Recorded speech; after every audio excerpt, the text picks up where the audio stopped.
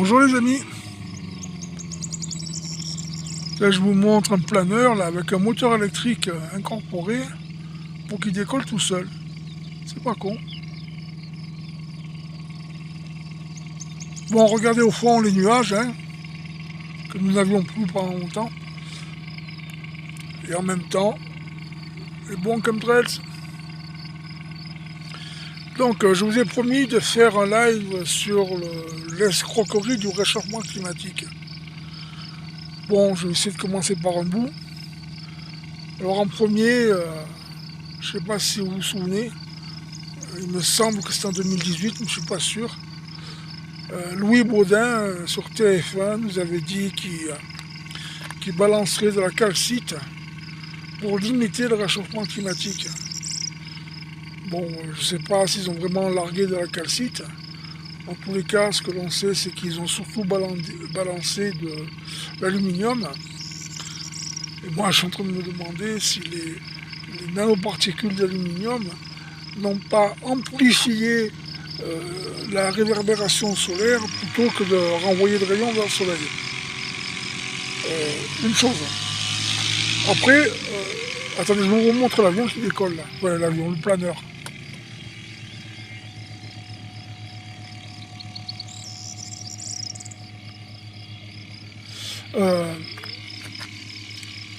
Donc j'en étais où? Oui, moi je suppose que ces nanoparticules, bon entre autres d'aluminium, ont plutôt amplifié la réverbération solaire, ce qui a fait que ben voilà, ça a augmenté la température. Deuxièmement, ceux qui ont fait du camping le savent, quand tu te lèves le matin qu'il n'y a pas un seul nuage, tu te les pelles. Mais ces épandages chimiques, ils ont fait une couverture chimique qui ressemblait à un nuage, enfin, un gros nuage, hein, qui prenait pas mal de surface. Alors une question encore, c'est pourquoi dissoudre nos vrais nuages pour créer un voile chimique qui, soi-disant, les remplacerait. Le fait d'avoir créé cette couverture chimique limiter le rayonnement solaire. Donc, on sait que les plantes vertes, hein, les arbres notamment, s'ils ont de l'eau dans le sol, du soleil, ils transforment le CO2 en oxygène. Hein, je vous rappelle qu'à l'époque, ils nous disaient que le réchauffement climatique était dû au CO2. Mais ils ont fait tout à l'envers. Hein, parce qu'ils ont empêché la photosynthèse en produisant cette couverture chimique qui limitait le soleil. Hein, je pense que c'est facile à comprendre ça. Autre chose, les effets indirects de cette couverture chimique. Vous vous souvenez qu'il nous disait là, que les algues proliféraient comme le lierre. Hein, vous regardez autour de chez vous, il y a pas mal d'arbres qui sont étouffés par le lierre.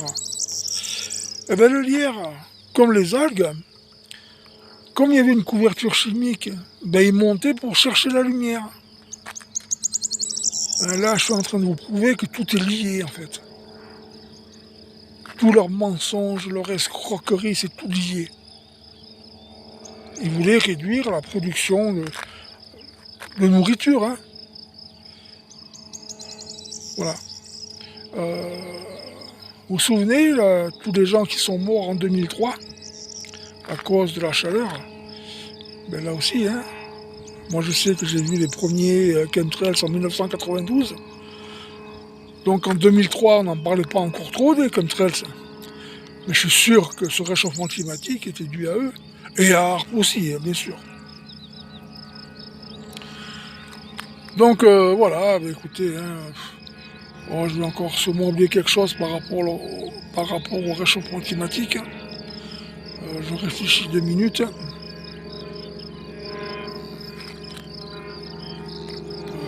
Je sais plus, hein, je suis désolé.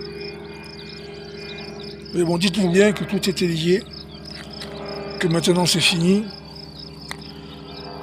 que la plus belle preuve de ce que je dis est vrai, c'est le retour des vrais nuages, la vision de loin, le retour des insectes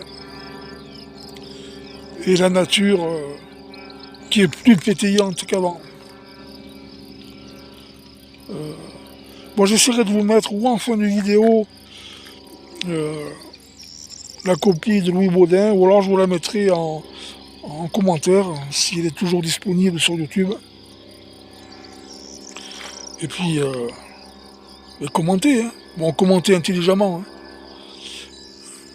Voilà.